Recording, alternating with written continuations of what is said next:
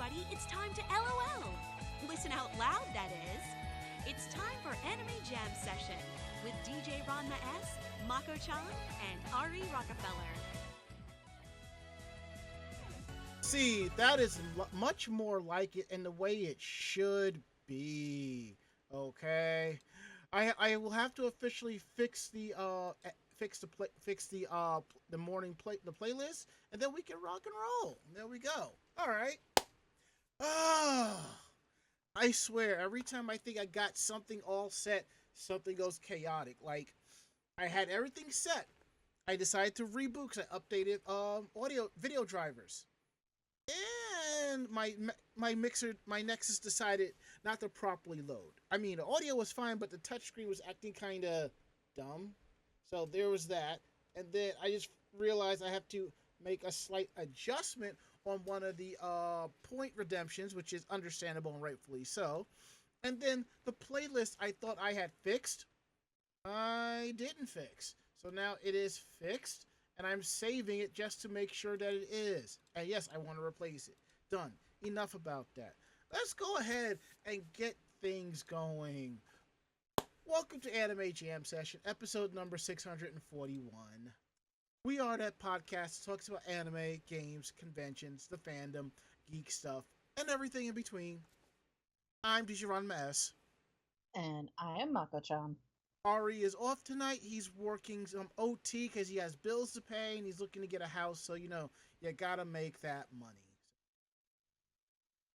Anywho, how is everyone doing today? Welcome back, Mako.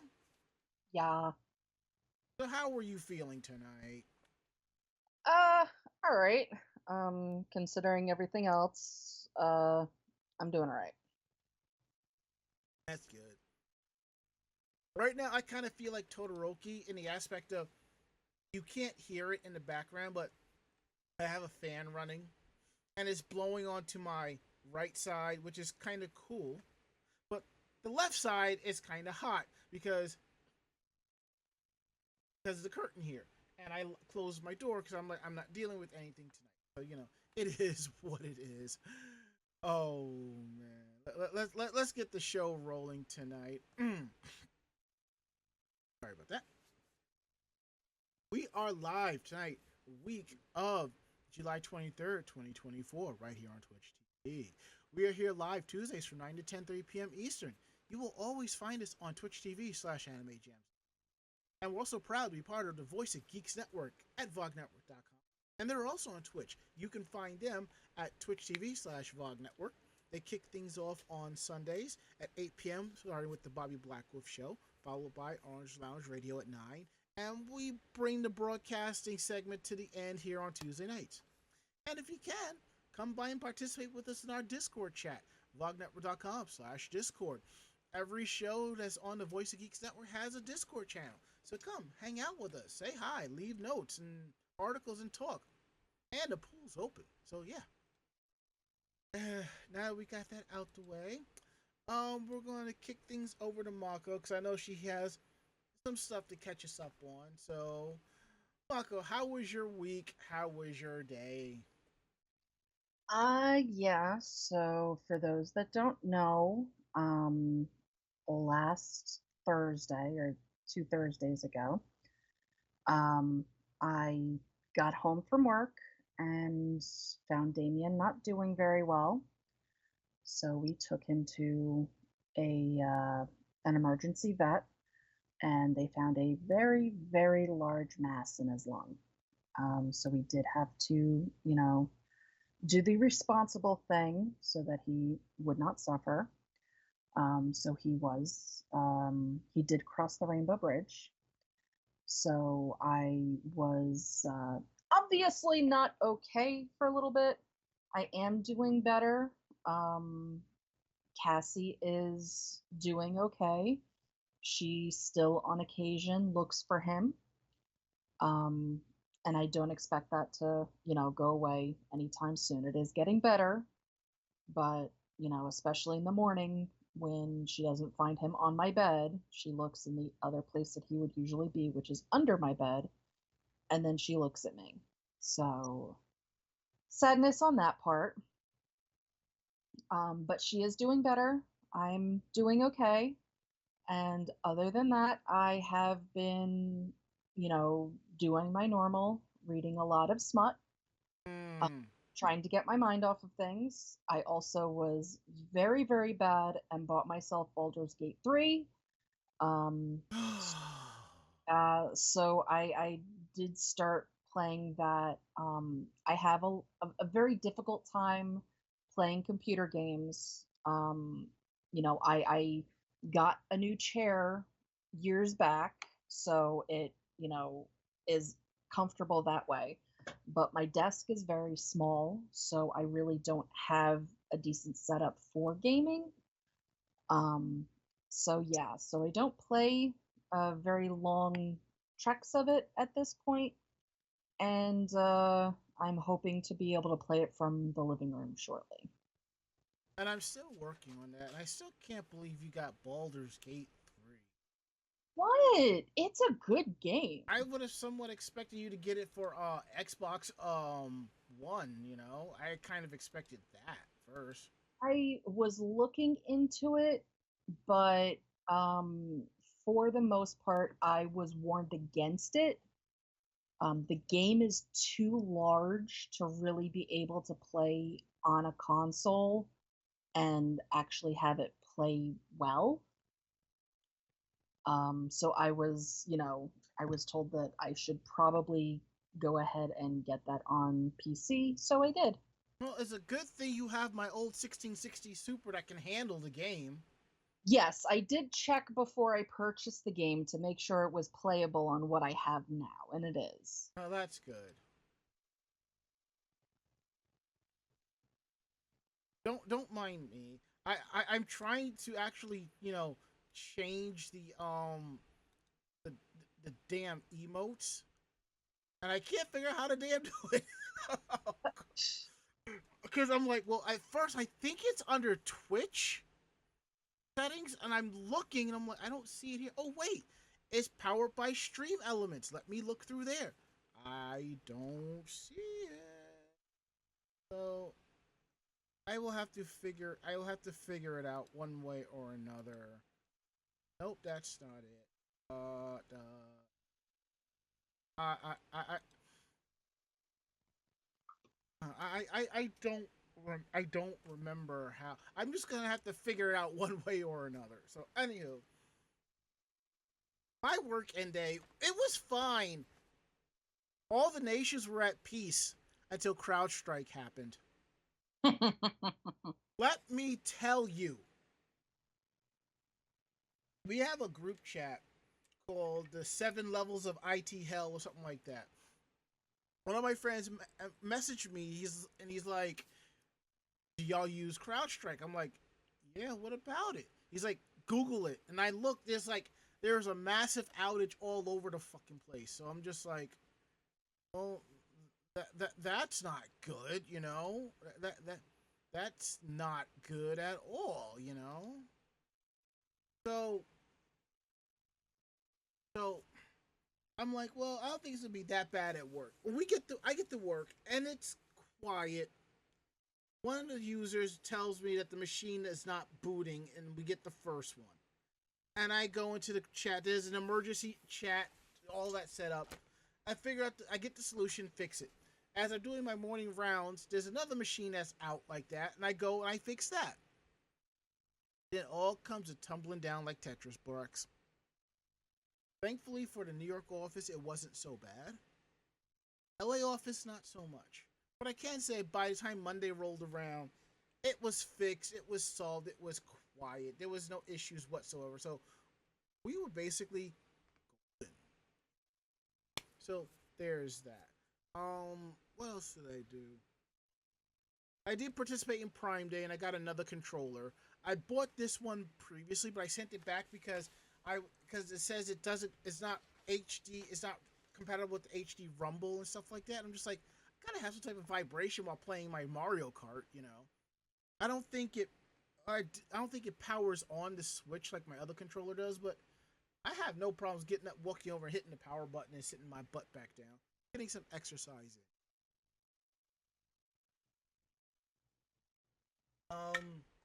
Over the weekend, I will get into that. During our podcast, I hung out with CC Greywitch, and we went to Collecticon, and good times were had. And we kind of started on a Ninja Turtle movie marathon. Don't worry, Mako. We watched the classic ones. Okay.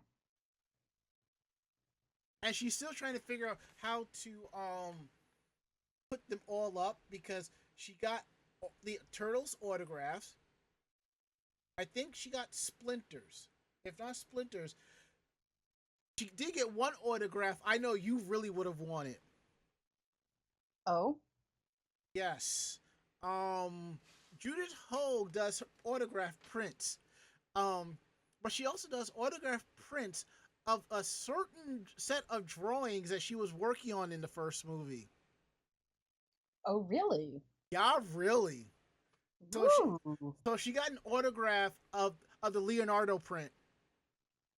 Nice. Yes. So you can get either the drawing, her Leonardo drawing, or the Raphael drawing. That's cool. Yes. So there's that. And then things are back to normal at work. Unfortunately, I didn't get everything signed because CrowdStrike knocked out airline systems, which means some guests couldn't travel. Oops. Yeah, that was wild. That was kind of wild. So that's basically my weekend day has gone. So now we got that out the way. We're gonna go ahead and get into some housekeeping news. So go ahead like it's supposed to. There we go. Okay, let me bring this up here quick. Just wanted to let y'all know that episodes of Anime Jam Session are available in our archive here on Twitch and also as a subscribable podcast on YouTube. YouTube.com/Anime Jam Session. Those episodes are available Thursdays at 12 noon. And don't forget, our next convention is Anime NYC, August 23rd to the 25th at the Jacob K. Javits Center in New York City. If you haven't gotten your tickets now, I don't know what to tell you. I'm glad I got mine. I am looking forward to checking out some panels, doing some cosplay photography, revamping my Ranma Tome cosplay, because if I have to wait an hour and a half on get in the line to watch the first episode, you bet your tuchus I will. And the only thing that sucks is the fact that the Ranma 1/2 screening is at the same time as the Sailor Moon meetup. And all I have to say about that, to the organizer that put both of those right next to each other, your mom's a hoe. You raggedy bitch. That's it. Now, please understand, I do not mean that. I'm just a little salty, but it goes away. And now that we got that out of the way, out of my system, we are going to get into Geek Roundtable. This is the part of the show where we talk more about the geekier aspects of our lives and show off some stuff. And if you're listening to the show, describe what we have. So while I prepare mine, and I go ahead and mute my microphone so you don't hear me unwrapping the bubble wrap, Mako's going to tell us about one of her favorite R&B groups. Yeah, so this is one of the only things I bought during Amazon Prime, just because it was stupid cheap. This thing only cost me $18, so I kind of had no choice. It was just too good a deal. Yeah, so I don't know where it's going because it's fucking huge, but I'll figure that out.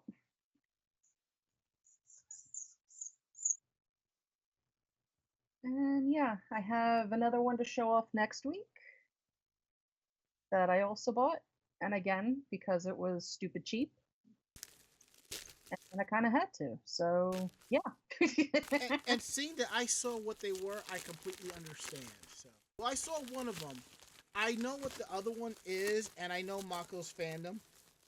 I understand and I get it. And this is interesting. Either it's because of how long I've had the bubble wrap on. The bubble wrap is kind of sticky to the package. to the box, but it's not doing any damage to the box. Thank God for that. So, anywho, I'm starting to get all the tape off, so while I do that, I'll tell you about my Geek Roundtable. So, I'm still watching anime. I'm now starting on Demon Slayer English dub, because we here at Anime Jam Session really enjoy some English dubs, and we have awesome friends as English voice actors. Hi, Kyle. And we want to support them by any means that we can. So, there was that. I'm kind of caught up with the dub of My Hero Academia. I started on Oshino Ko. I'll probably go back and rewatch the dub of that when it's available. And that's been going pretty good. And I started watching the anime Plus Size Elf, better known as in the States, Elf Can't Be on a Diet. So you got the light elf, the dark elf, and the ogre, and it's just chaos. And the best part is each episode's only like 10, 11 minutes, so you can get through it quickly. There's that. And let's see. I have another figurine that I bought, and I now come to the conclusion. And yes, if you're wondering, it is a Rem figure, and I've come to the conclusion that I have just as many Rem figures as I do Sailor Venus figures, if not more. I just spotted a figure that somehow slipped past my radar, and I'm stalking it on eBay, and it's going for like $100 to $125. So I'm just like, stalk. So I already have this figure in a different color. Now, as you know, sometimes based on the popularity of the character or the figure, they will re-release it in alternate colors. So I went ahead and picked up Nurse Rem Precious Figure Renewal. The difference is she is in a black maid uniform instead of the typical blue maid uniform. Nurse maid uniform. Normally, she'd be in a blue one, which is the original figure. The renewal one, it's in black. Of course, it would match her hair because Ram wears a pink one. So I have that, and that goes up on the shelf in the collection. And part of me kind of collects it for Kevin Lillard. May he rest in peace. One of the great cosplay photographers that are out there. So, and if you want to know more about Kevin Lillard, head on over to Ari Wisteria on Twitch. Let me see. I think she may be streaming later tonight, and if she is, we'll give her a shout out. She's actually streaming as we speak.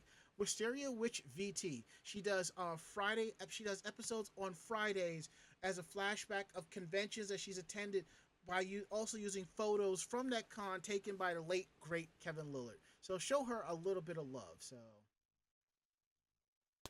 And now that we got that out the way, now I'm going to talk about Collecticon. This is a very quick review. Now, Collecticon is kind of like in the veins of Contropolis, or at the time Wizard World, which is now Fan Expo.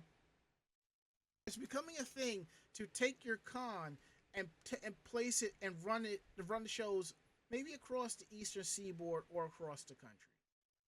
The branding the same across, except maybe the colors will be slightly different, but the con name will be different. And Collecticon is no different. Collecticon brandishes themselves as the country's biggest anime, video game, and trading card convention. And let me see if I can pull that up to make sure of that. Yes, as they say, they are the nation's largest trading card, anime, and pop culture convention.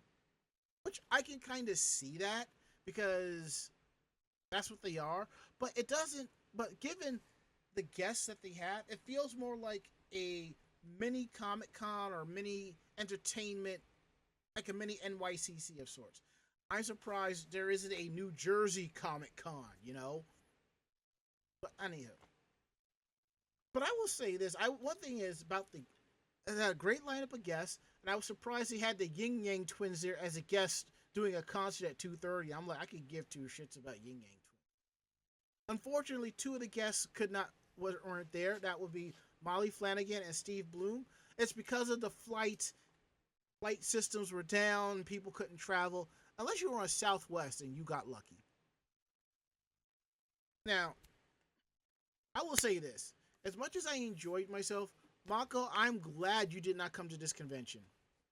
Oh, You've been inside that expo center, right? Haven't you?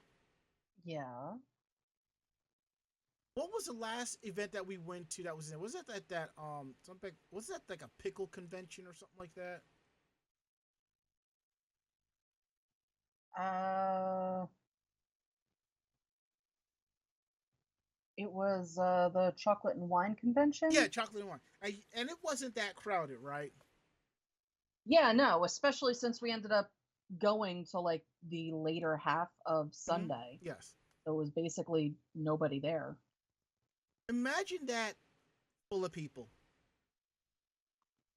and you were basically like inching to get past people.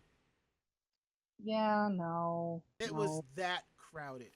I went to get Charles Martinet's autograph, which I got. He's autographed my Luigi figure, and I'll show a picture of that next week. And I wanted to get my Peter Cullen autograph. CC Gray, which and I we did Usagi and Mamoru because Terry Hawks was there as a guest. So she wanted to get a picture of a. I'm like, I'm all for that. She also wanted to meet Eric Stewart, so she got that autograph. Cinnamite came along and hung out with us as well, and that was all great. But unfortunately, it was so packed. She started not to feel well, so we left.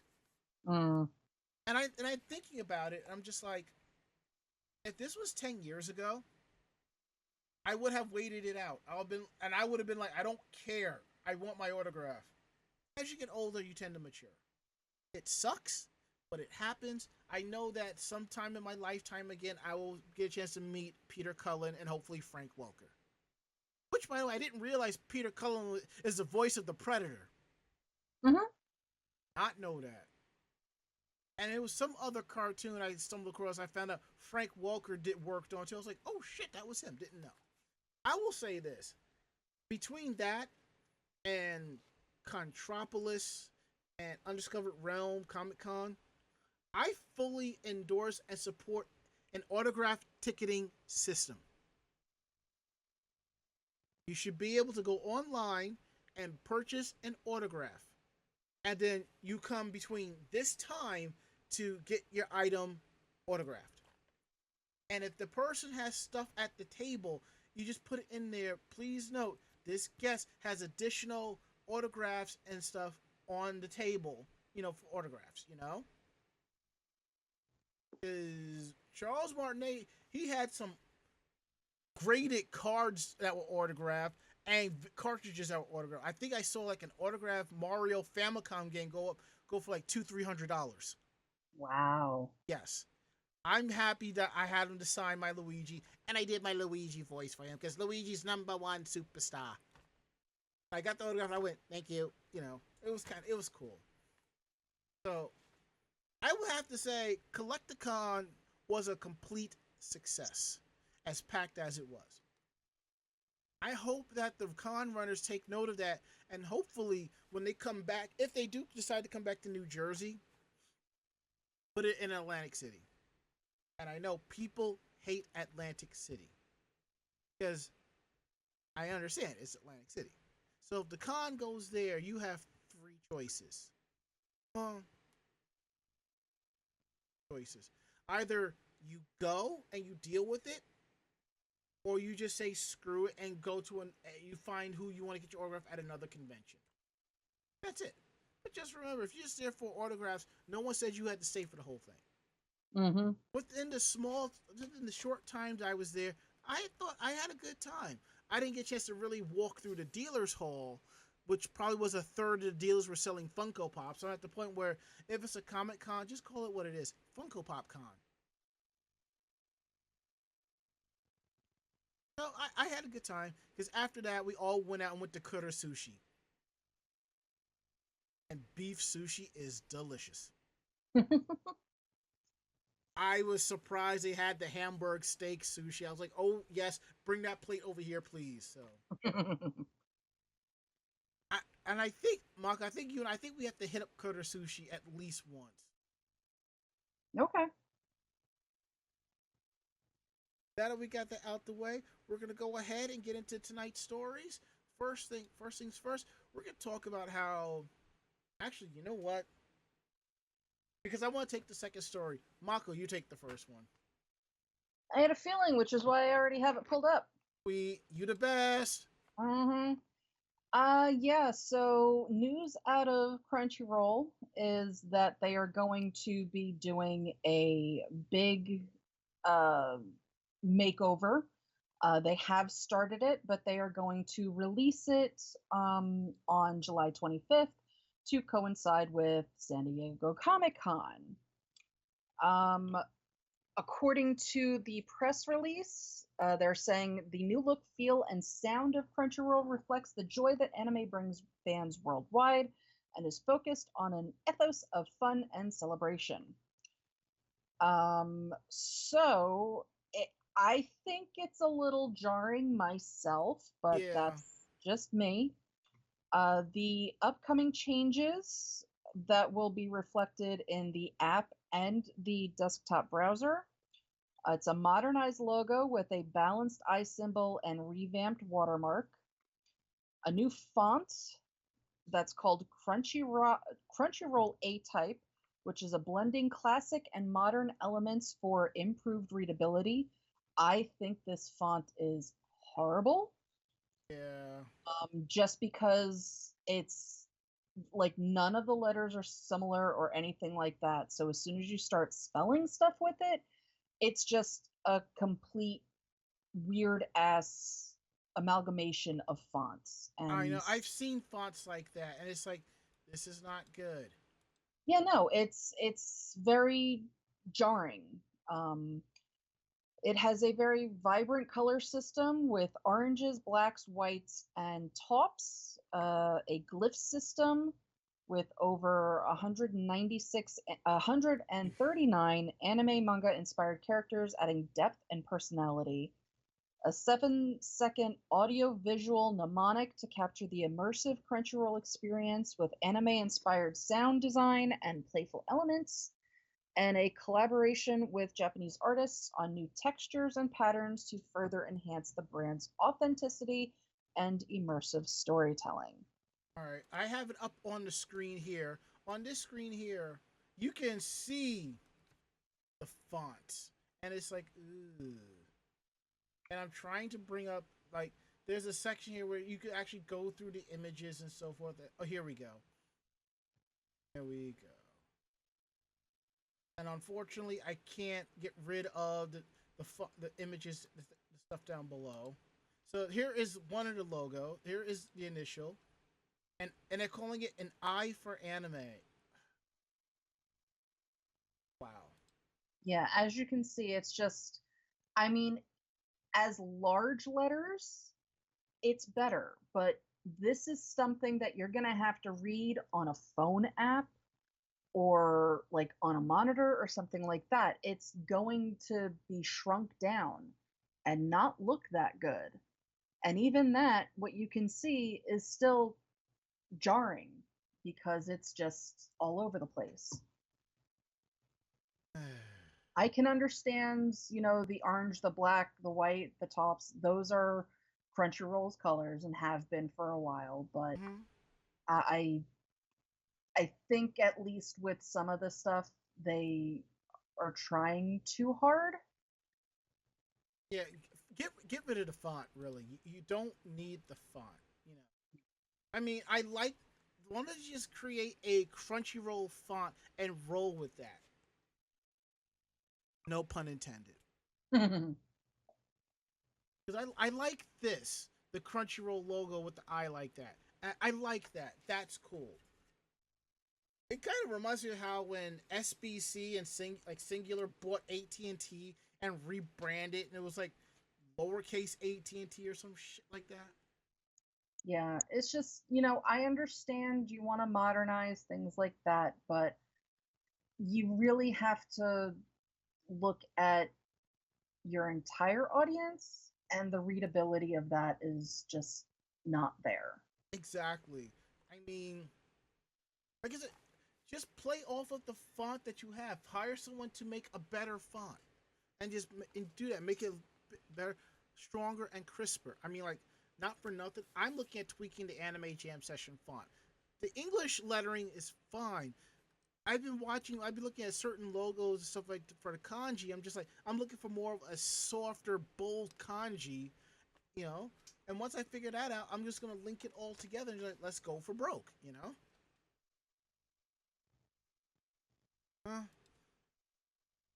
SDCC is like in what, couple of weeks? This week? This weekend? Yeah. Yeah, it starts in 2 days, 3 days, 2 days. Yeah. We'll see. We'll see how the people feel about that. Yeah, I mean, the big thing is as long as the app works, you can always, get through it. But, at the same time, the app has to work. Well, I will say this: the app for me works great. Now, the High Dive app, it's gotten better.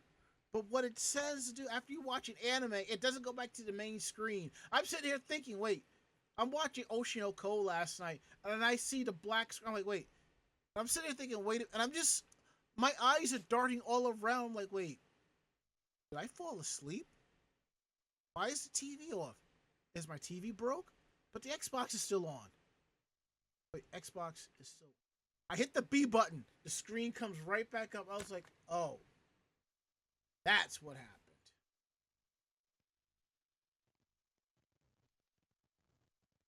So now we move on to something cooler here. We're going to talk about my favorite anime, my fandom, Ranma One Half. And this kind of colludes into what I was talking about earlier. It seems that Anime NYC has announced that Viz, on their Twitter account, Viz will be showing the world premiere of episode 1 of the brand new Ranma One Half anime. For those of you who have missed it, last week or a week and a half ago, it was announced that there is a brand new Ranma One Half anime, a reboot of the anime, or a retelling from the manga done by Studio Mappa. The world premiere for this will be at Anime NYC, Saturday, August 24th. And those with background knowledge of the series will have a chance to win exclusive anime-themed swag during the event. I'm probably going to shoot my hand up for every single question. And I guarantee, and a part of me is like, I probably won't know it. Fuck, I know the answer. I'm just going to take my shots anyway, because you miss 100% of the shots you don't take. So, the premiere of this will be at Anime NYC's newly revealed Sakura stage from 2:30 to 3:30 p.m. Eastern Time. Now, for those of you who aren't going to Anime NYC, you don't have to worry. The series will be premiering this year, October 5th, 2024. Prior to the worldwide takeover of the popular long-running Inuyasha franchise, the Ranma One Half series helped solidify Rumiko Takahashi's status as one of Japan's most popular manga authors. Evidently, she is like the number 2 richest mangaka in Japan.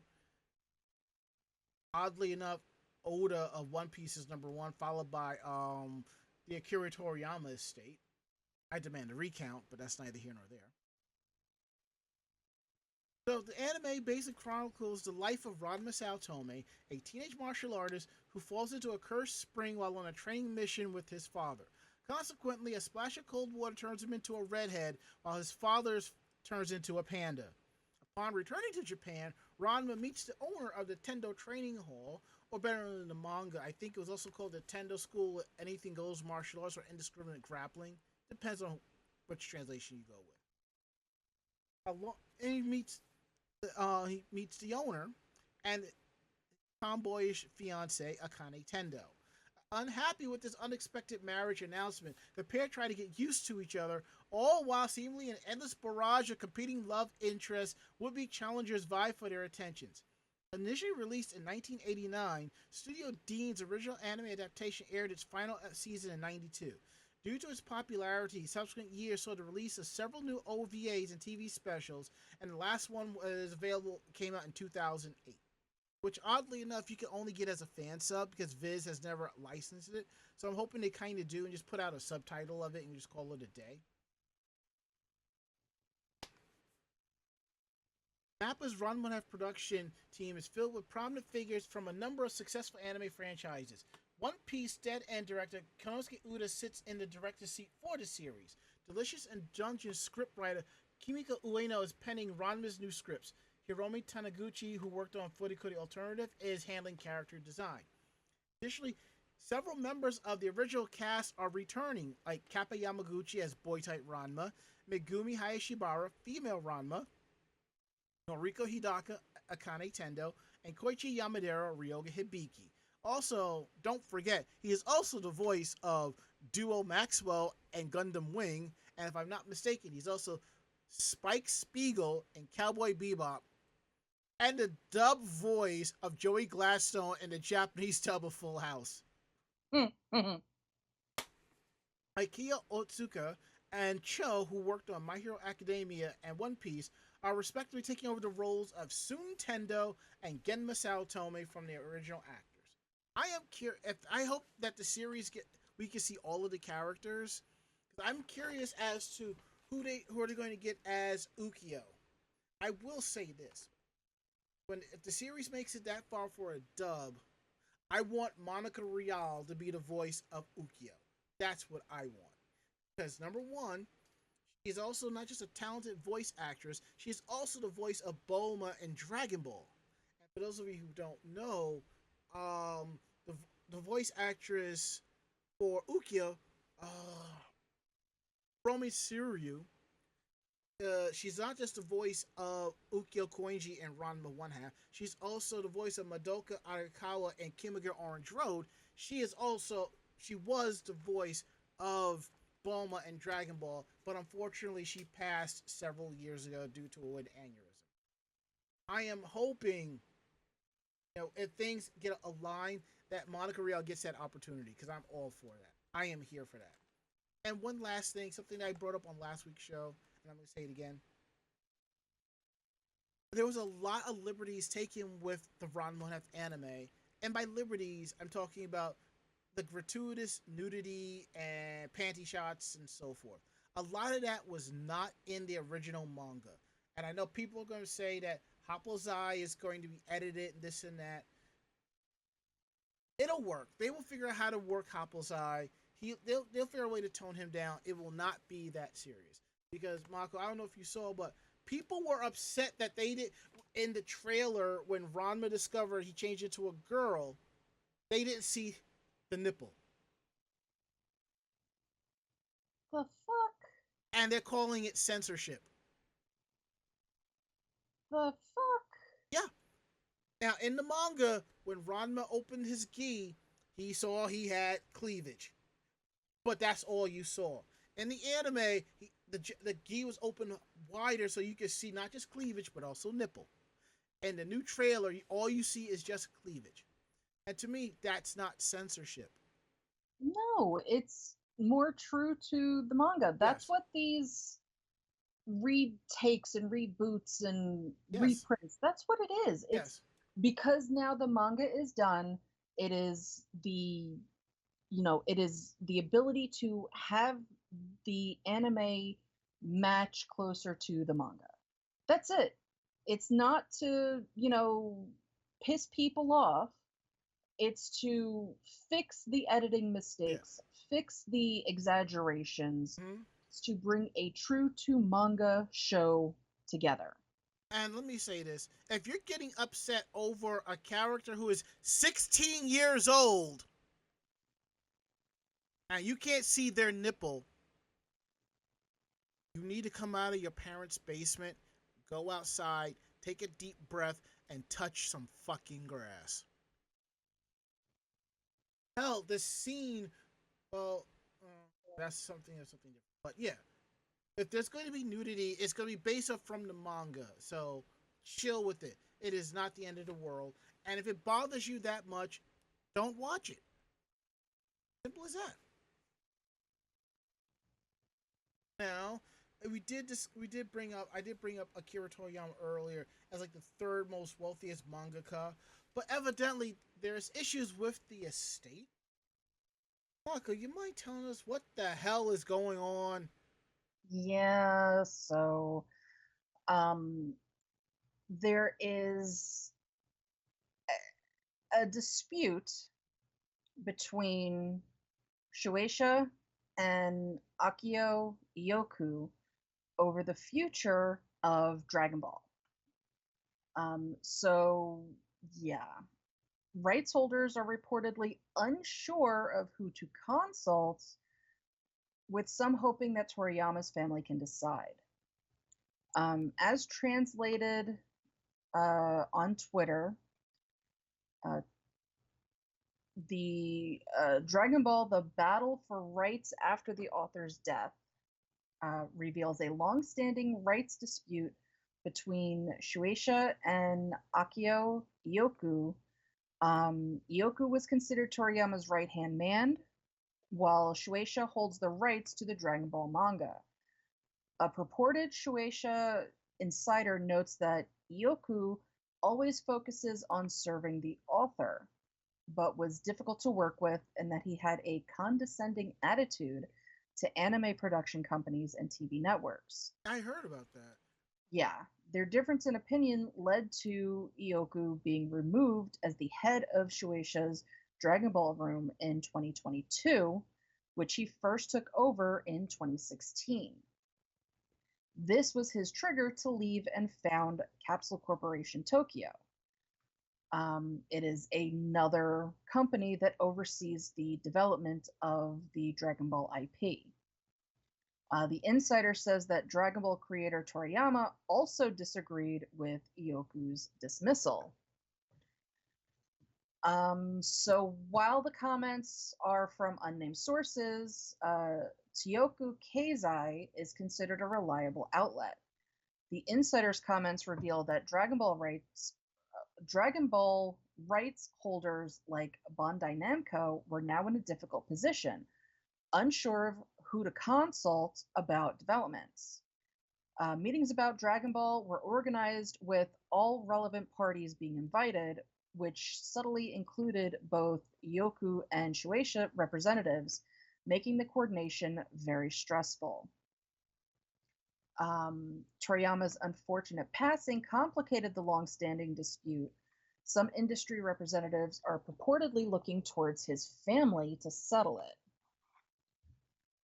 The insider's words overlap with Ioku's comments over the years, stating that the Dragon Ball status quo must be changed, adding, adopting what is popular at the moment does not increase the probability of success. I will not be swayed by the current trends, but will create works that I feel will be good enough. This may refer to the insider's account of Ioku's rejection of the metaverse and AI, and seen in the images above, both have attracted widespread attention, but have often proven gimmicky or unpopular among fans. Ioku's divorce from Shueisha has also been incredibly publicized. He called out the decline of Dragon Ball's overseas popularity, saying, "When I became the head of Shueisha's Dragon Ball Room in 2016, I could not visualize what was really happening. 7 to 8 years ago, I went to a huge event in Brazil called CCXP. I was told that Japanese anime were popular in South America, but there was a discrepancy from what I was told. The feedback from fans was weak. His belief that Dragon Ball should expand worldwide motivated the decision to announce Dragon Ball Daima at New York Comic Con."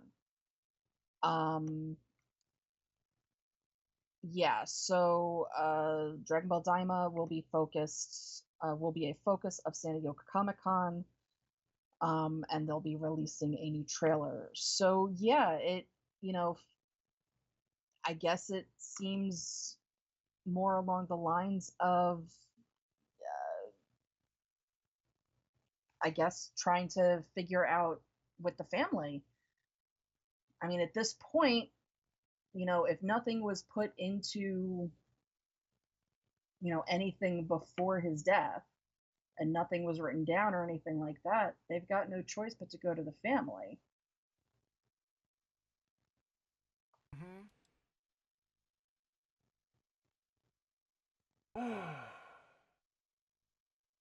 Sounds like a lot of pettiness to me. I mean, it definitely is pettiness, but at the same time, you've got Toriyama's right hand man who says one thing, and the you know the publisher and all of that saying something different. At this point, you know it's difficult. Mm-hmm. This is why I think that anything like this, you know, just in case, you should always have something written down. Always. Hey, if something were to happen, so and so is, the person to go to. I'm giving him my creative, authority. And, it's why certain books and stuff like that have been finished by family members, have been continued by family members, because it was already written down. It's not that this person just said, oh, I will play in Daddy's Playground. It's like, no, I'm going to edit what has already been produced. And, I know all of this because I grew up with it, so I can give it the same, the same feeling. But, the creator of this content already had it written down. Yep. Not like it's being created from out of nowhere. So in a case like this, especially with a series that is, just starting, that is, playing in that playground, you gotta just suck it up and agree to work together at this point.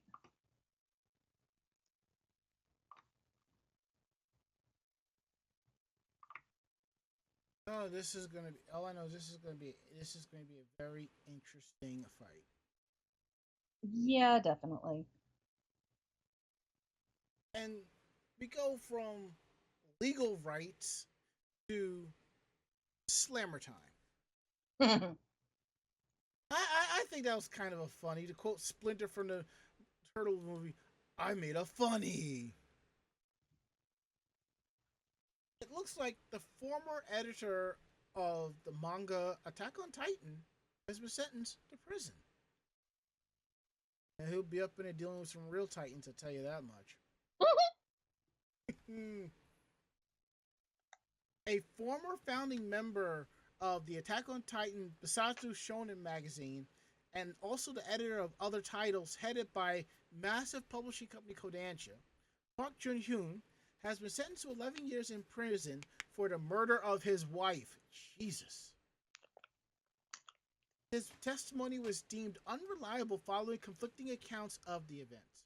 As per the Mainichi Shimbun, Park, a former Kodansha editor who oversaw series such as Attack on Titan and The Seven Deadly Sins, which is an anime I need to actually sit down and rewatch from the beginning, was sentenced to 11 years in prison on July 18th, 2024, following a retrial of his wife's murder that took place back in August of 2016. The Tokyo High Court ruled that Park had fatally strangled his 38-year-old wife at their home in Bunkyo City, Japan. He was first arrested in January 2017, and the prosecution initially sought 15 years. Jesus. I mean, I would have expected more for that. Park's case had been fraught with shifting stories. He said his wife had fallen down the stairs during the initial questioning before saying it was a suicide. Notably, he didn't share his claim of suicide when the ambulance that arrived. His wife was found at the base of the stairs, with the cause of death ruled as suffocation. But Park's testimony as suicide was challenged in court. He then claimed his wife was acting violently and had a knife. He stated that bloodstains had been in the bedroom, away from where her body was found, where because he had to hold her down before leaving the room. He said he heard a noise, and the door later found she had taken her life.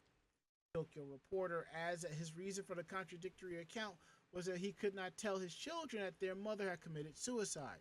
Following the ruling on July 18th, the judge found Park's reason lacked credibility, saying It is too sudden and unnatural that the wife lost consciousness and then moved around so much that she made a noise and then committed suicide. Park stated that he will appeal the decision by adding, it's wrong. I'll make sure I make sure it's corrected. His attorneys believe the crux of the guilty verdict lies in the unreliability of Park's testimony rather than the strong evidence of the murder. I cannot help but suspect that this is the core of the guilty verdict. This is extremely unfair and I feel indignant, he said. He was backed by Park's mother, who added, my son got along well with his wife and he cared for his children. My children believe that their father will come home today, but I don't know how to explain the ruling to them. It's too cruel. Park had worked for Kodansha since 1999 and was the first editor in charge of Basat's Shonen magazine. He later became an editor at Weekly Morning in June of 2016. He had been tried twice before. The Supreme Court ordered this latest retrial at the Tokyo High Court after finding that not all evidence had been properly examined. Jeez. That's wild.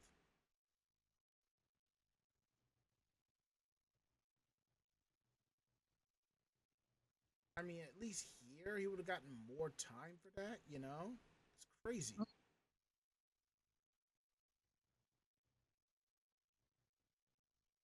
Anywho, let's switch it over to some good news.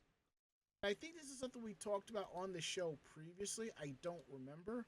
But it seems that anime artists' music videos are going to be available on Crunchyroll. Yeah, there was quite a bit um, as they were going through Mm, the updates that, Crunchyroll said was going to be coming to the streaming service and everything. right.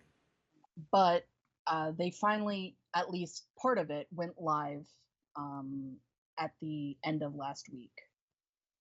Well, that's good. So the new batch of music videos include artists, singers, and bands behind theme songs for My Hero Academia, Nier, Naruto Shippuden. So there is a full listing that dropped in July, including Anonymous, ASCA,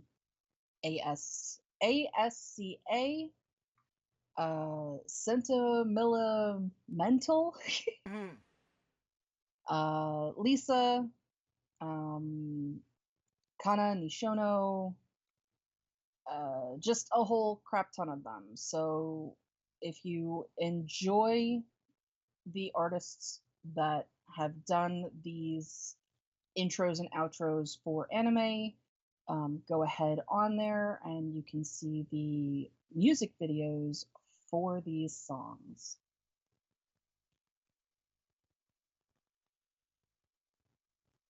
I think that's kind of cool because there are times I find myself just watching random anime AMVs on YouTube. So maybe I'll do this a little bit more. Yeah, I think, I mean, we give Crunchyroll a lot of shit, Yeah.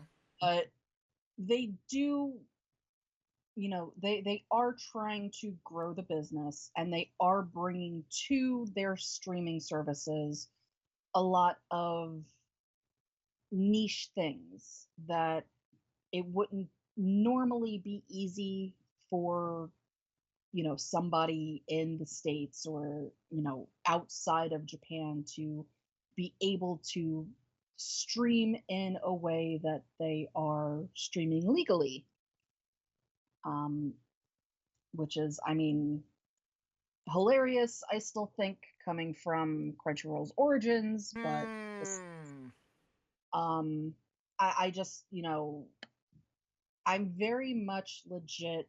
Like, I enjoy legit things that you can get without having to, go somewhere else. Just because I want to support the artists, and I know that by streaming this, I am supporting the artist. I wish that more things would come over, just because, it would make it easier. from bootlegging to distribution, you know? Yeah. And I think because of the Sony acquisition, because remember, Sony does own a music record business as well. So I think through that type of licensing, it's going to slide on through, you know? I think that's kind of cool. Yeah, I mean, we've seen that not only, is the licensing for music and music videos coming through a lot easier, but we're also seeing more translations for games coming through. Um, a lot more of the mobile games, a lot more of the Switch games and things like that coming through. So the more that you show that you want the legit shit, the more they're going to send over legit shit. Yeah, unlike 20 something years ago, the more you demanded it, they're like, yeah, you're not going to like it. What did we do? We bootlegged or imported it. We found a way. Yeah, and at this point, we don't have to, go crazy anymore. We know that if it's not there right now, it will be there eventually. Indubitably.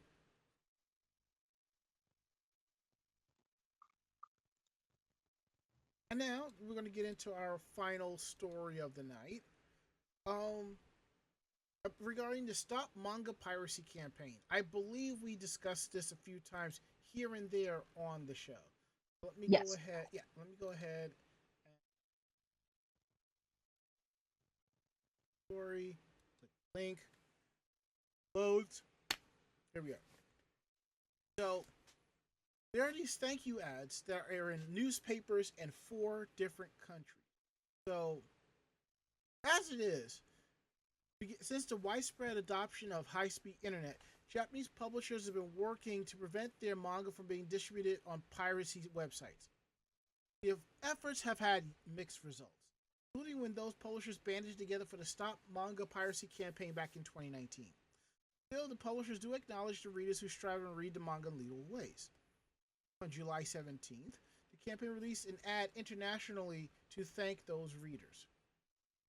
According to the Japanese website Comic Natalie, the Stop Manga Piracy thank you message appeared in newspapers in the US, Italy, Spain, and France. The campaign's Twitter account also posted the thank you message in those languages as well, and with information on the newspapers which fans could find said ad. Cool.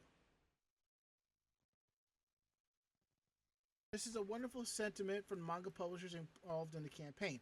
However, English-speaking manga fans were not without criticisms.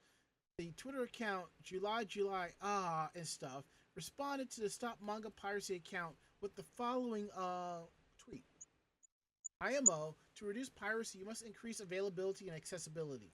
Mangatan Kirara Hobanusha once tried to expand the English audience with a Facebook app back in September 2020, featuring a handful of series. It then shut down and vanished without a word a few months after. They unfortunately haven't done something similar since. Mangatan Kirara has many series that most which will never get an official English localization, and ones that do can take years to get. Or in some cases, the localization is canceled and years later finally relocalized, such as Blend S and Is the Order a Rabbit? Other Twitter users were a bit harsher and less specific with their criticisms. One person said, it is so funny to see this. I would like to ask, what have you done to improve accessibility to manga outside of Japan?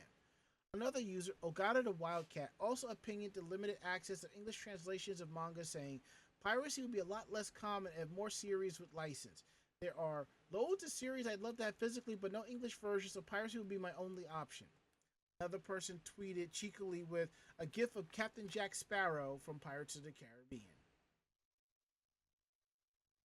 One Twitter user was critical of several replies to the initial Stop Manga Piracy post. Although the user is a bit vulgar, they basically say MFers in the replies still gonna lick the boots of their scan later summas who are just peats who are the reasons why there's less titles getting licensed. Officially translated manga digitally in English has been around for years. You all acting like you can't access them. Quit yapping.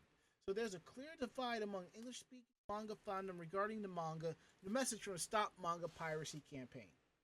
This is a noteworthy gesture of the Stop Manga Piracy campaign to manga fans around the world. However, there is some legitimacy to the criticism made by regarding the advertisement. There is a limited number of official English translations of manga.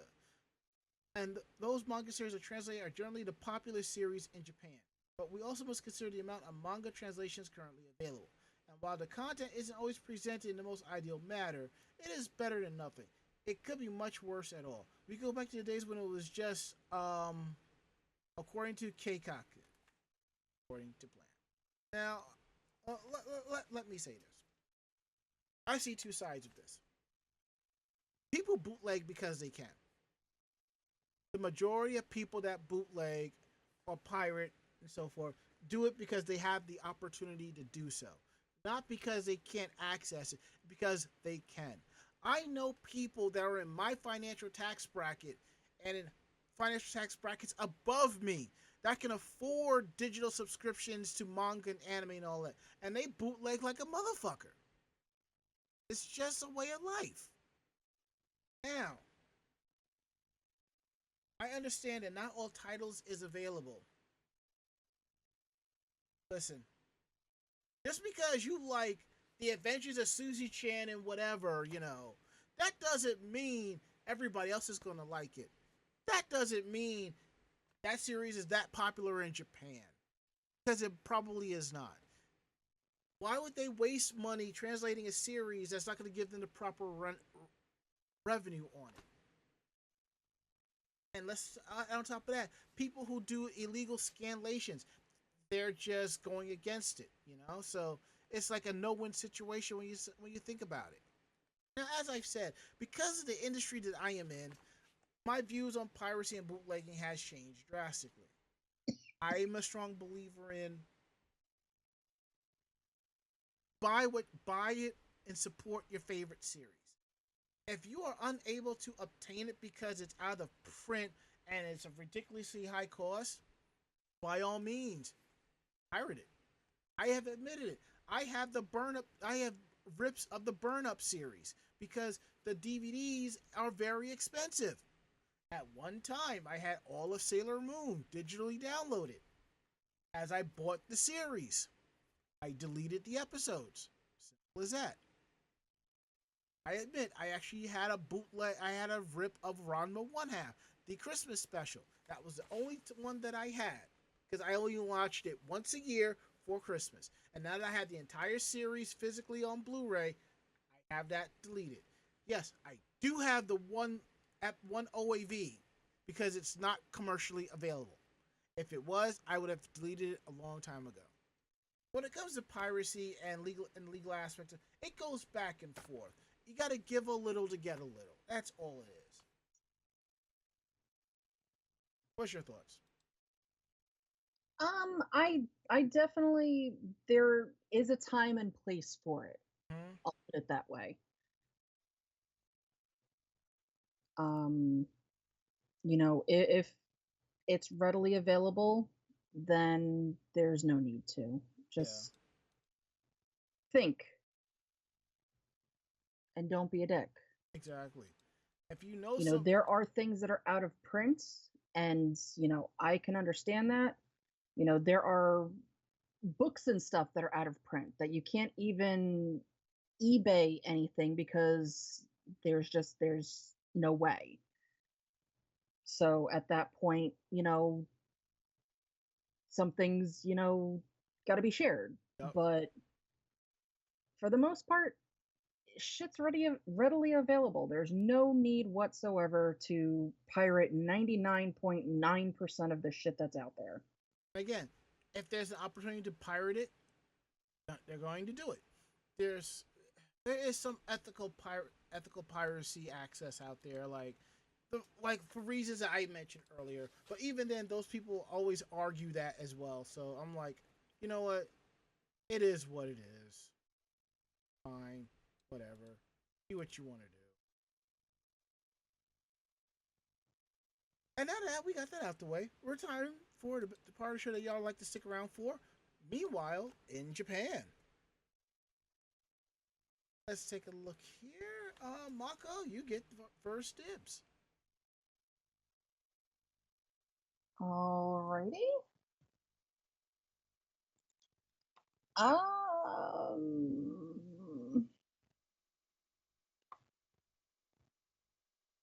I'm gonna do the first one. Alrighty, let me take a look here. I can see that. I I will take the last one. I would have saved the second one for next week. Yeah, so I was reading through this and just, yeah. So legal adulthood in Japan begins at the age of 18. Because of that, you will sometimes see products labeled with the 18 plus, which is read as Juha Chicken and means not allowed for those under 18. These are, sorts of designation on packages with content that is inappropriate for consumption of minors. Everything out there has it, you know, rated M, rated R, 18 plus, blah, blah, blah. However, there are always going to be teens that are going to say, screw this. Mm-hmm. We were So those teens at one time. Hmm? We were those teens at one time. Yeah, but I don't know that I would be partaking in this particular event. Same. Yeah, so this past week in Tokyo, a group of high schoolers got their hands on some adult items and decided to partake while on school grounds. And as is often the case, things ended badly. So were these kids smoking or drinking or watching porn at school? No, they were eating potato chips. And that ended with more than a dozen of them being taken to the hospital.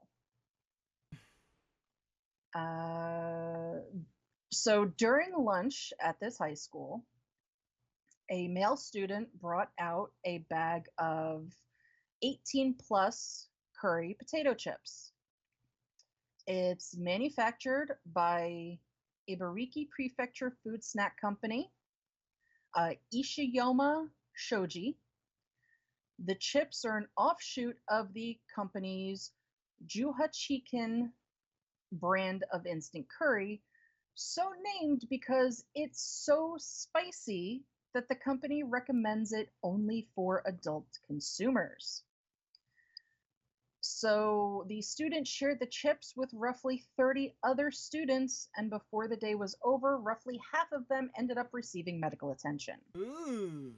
Soon after eating the chips, a number of the teens began to feel nauseous and experience intense burning sensations on their lips and in their stomachs. So ambulances were called, and 14 first-year students, which would make them about 15 or 16, were taken to the hospital for further examination and treatment. So over a dozen people getting sick from outside food brought in by one person, you might think, what the hell did this kid do to the food? But that doesn't appear to be the case. So while it's definitely hilarious that the package, has the design and evokes the style of Japanese adult videos, the package does also contain extensive warnings about the extreme spiciness of the product, specifically cautioning those with high blood pressure and or weak stomachs to refrain from consuming the chips, and stating, if you are under 18, please do not eat these. So for those who are eating the chips, the package instructs them to add the contents of an included packet of jolokia, which is a chili pepper that's 200 times hotter than Tabasco. Ew. Yeah. So what's the worst that can happen from eating something that's too spicy? You get, your face gets red, your eyes tear up, your next trip to the bathroom or two is, might be unpleasant. But actually ingesting spice beyond what your system can properly process can actually lead to bleeding from the stomach and vomiting blood, which can result in dangerously sudden drops in blood pressure. Obviously, that is going to react differently to every person and will react differently depending on how used to you are of spicy food. You think? Yeah. So even though they are labeled for adults only, obviously, it's not in a legal sense. It's not that, minors can't buy it or anything like that. So, following the incident, the company issued a statement apologizing, saying, "We deeply apologize for the great disturbance we have caused to our customers and related parties. We currently do not have all the details of what transpired, but we are earnestly hoping for the swift recovery of all those who were taken to the hospital and who felt unwell." What you have to realize, though, is that this bag of chips was shared among 30 students. Oh. Not no single person ate more than a few, which was still enough to severely affect half of them. So yeah, that's really, really freaking spicy. If you had 30 people split one bag of potato chips and half of them ended up sick. I'm gonna share a quick story. It's regarding spice. This was about 5 years ago. Had to be. I'm hanging out with Mako and we ordered delivery from our favorite barbecue place. And instead of getting my usual pork, ribs, and all of that stuff, I decided to get the chicken. And they had like this spice rub. And I had the chicken before with the normal rub, and it was great.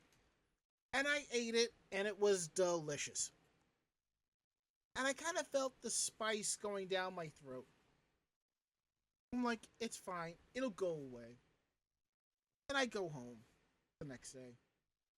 And for the next couple of days, I'm still feeling this spice. As I'm eating and drinking, and I'm just like, that's not good. So I go to urgent care to see what's going on. The doctor tells me I need to go to the emergency room because there's some whatever, I don't remember what it was. It was just elevated. I had a high number of something in my blood or in my system, and it had to be taken care of. And they're like, "Can we get you an?" I'm like, "No, I'm good. I'm gonna go home." I went home, called my doctor the next day, and explained everything.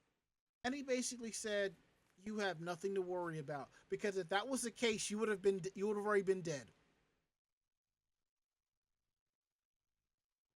But still, that is something that I will not want to go through ever again. And from that point on, I am very wary and meticulous about spice. If I've never had it before, or someone can't really tell me how spicy it is, or hot and spicy, I will not go near it. I will not touch it at all. And I am hoping that these kids have learned their lesson. Yeah, because it doesn't necessarily mean heat. It just could be spice.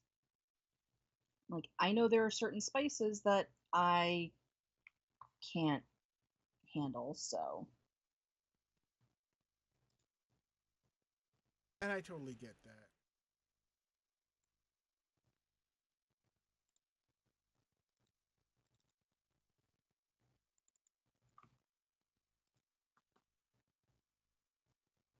All right, don't worry about that. We just had to kick somebody from the chat. No worries, no harm. No. All right. So now we got that out the way. We're going to get into our final story of the night. And I am reminded of the movie Teenage Mutant Ninja Turtles. And a quote. Wise man once said, "Forgiveness is divine, but never pay full price for late pizza." So, what? I I can't believe this is an actual story in a way. Mm-hmm. So last Thursday, Osaka High Court Judge Tetsuji Sato was tasked with reaching a verdict for a lawsuit filed by a man living in Kyoto against Tokyo-based corporation Four Seeds.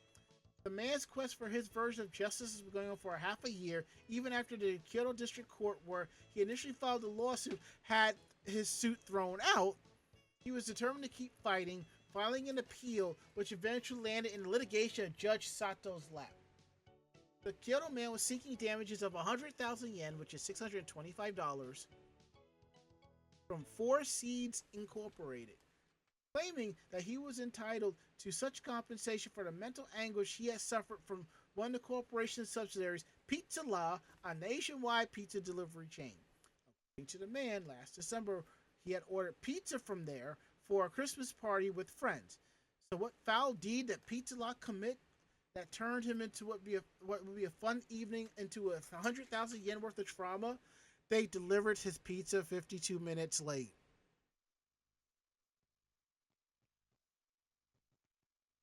The Pizza Law website emphasizes that their pizzas will be delivered on time, so the company is sufficiently aware of the significant impact on late delivery can have, the plaintiff asserted, adding 30 minutes is, in accordance with socially accepted wisdom, the maximum amount of lateness that can be tolerated. Unfortunately for the plaintiff, Judge Sato did not see things that way and went so as far as to call the idea that someone could suffer such psychological damage from a late pizza delivery inconceivable. Inconceivable! Before repeating the district's court ruling dismissing the suit.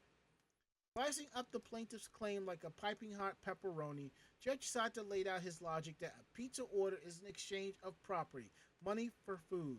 Because of the lateness of the delivery, Pizza Law had already refunded the man's money, and Judge Sato rejected the idea that he had sustained any mental anguish damages beyond what could be cured by getting his money back. It is unclear whether or not Pizza Law let him keep the pizza.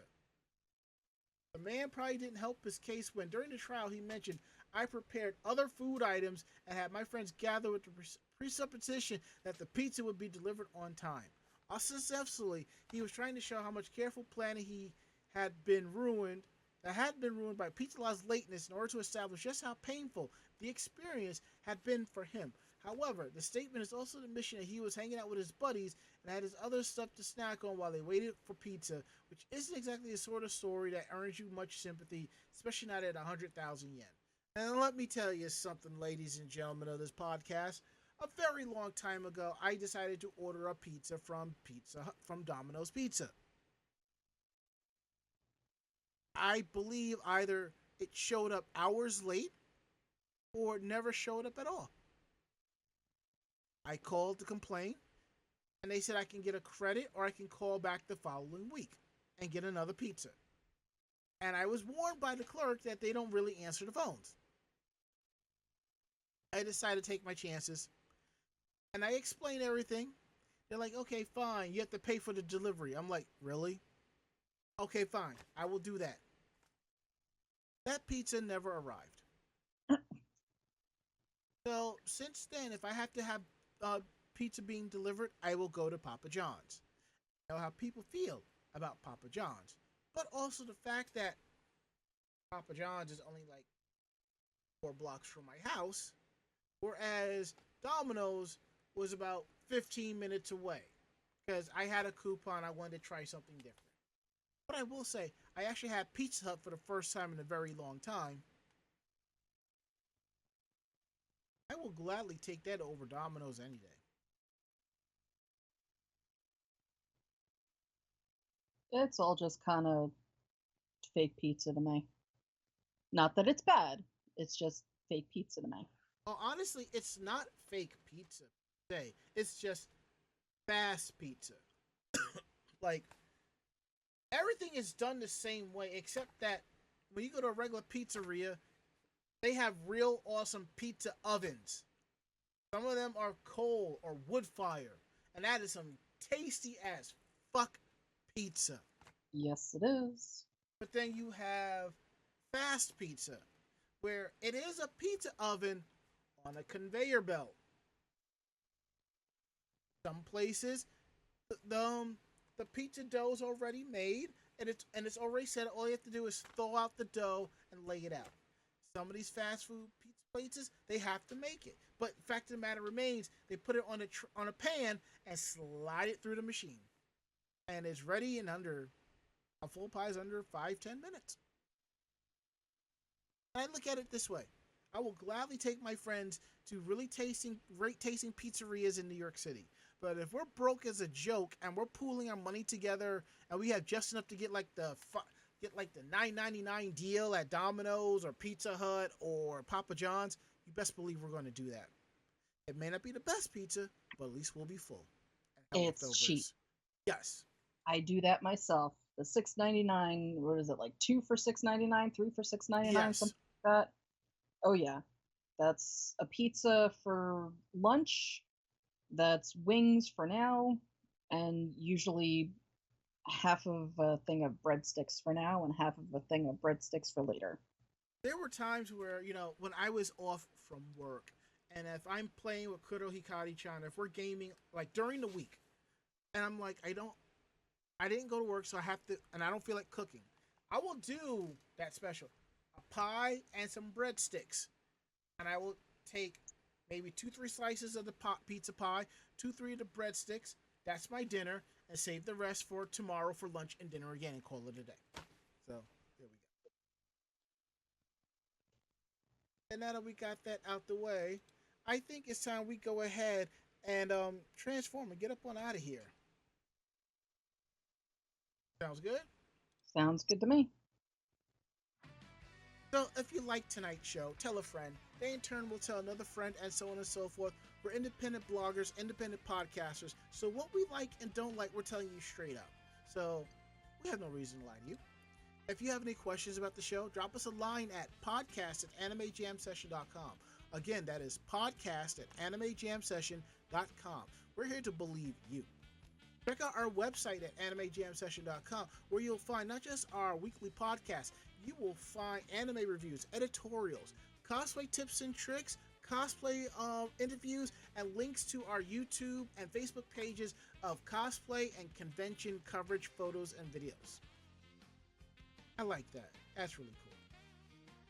And if you like the podcast, subscribe to the podcast. Anime Jam Session is available on any platform where you get your podcasts. So definitely find us on Anchor FM, iHeartRadio, Spotify, and Apple Podcasts, and YouTube Podcasts as well.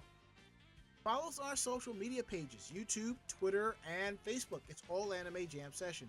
Follow us on those so you know when we're going live, when we have new episodes, articles, all that, and then some. And to all of you who subscribe to our social media, thank you so much. We couldn't do this show without y'all. You head on over here. And if you're still participating with us, we have a tip jar right down below under our live stream. Click on our Stream Elements, Streamlab, and Ko-Fi pages if you want to throw some cash with us, at us. Or if you want to cheer us, you can just cheer us on with some bits, or you can just go ahead and sub to the channel or give out gift subs. We appreciate everything across the board. So now we're going to go around the room. Last words, Mako-chan. I took tomorrow off of work, so I'm going to go and enjoy reading all night. A lot of smut, huh? Probably. I mean, who isn't surprised by that? My last words is, I think I'm going to watch a couple episodes of Bartender and then kind of test out my other Bluetooth game controller and see how things go. Well, that is it. End of list. We'll be back next week with a brand new episode. I'll be here. Mako will be here. Ari will be here. Will you be here? We hope you are. So I think it's time to transform and roll out. So I'm Ranma. And I am Mako-chan. Great fight. Great night. See you next week. Good night. Say goodnight, Mako-chan. Good night, Mako-chan. That's perfect and awesome. And the fact of the matter is, we kind of finished that a little bit early. So we're just going to go ahead and just simply fade to black. So, good night, y'all.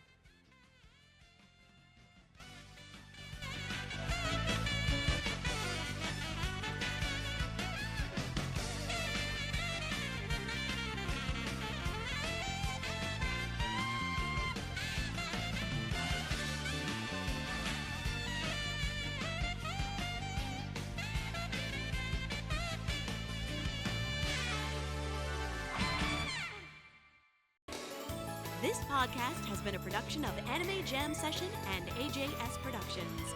No fanboys and fangirls were hurt, maimed, shot, electrocuted, or pistol whipped in this episode. For now. The views, opinions, and thoughts expressed on this show do not reflect the staff or the network as a whole. But we're still right, damn it. For transcripts of this episode, start typing. Check us out at animejamsession.com and vognetwork.com for more information about us and other programming.